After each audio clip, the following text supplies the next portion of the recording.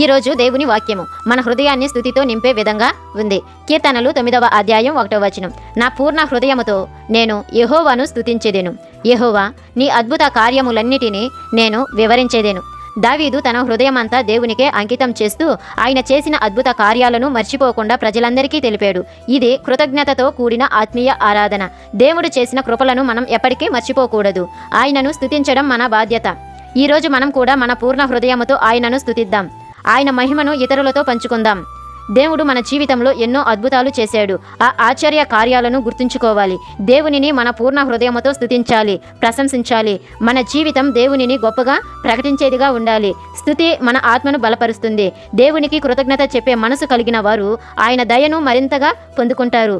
ఈ రోజు నువ్వు కష్టంలో ఉన్నా లేదా విజయాన్ని పొందినా సరే, దేవుడు మాతో ఉన్నాడు అని ఆయన చేసిన దయలను, కృపలను గుర్తుంచుకొని నీ హృదయంలో నుండి దేవునిని స్తుతించు నేస్తమా.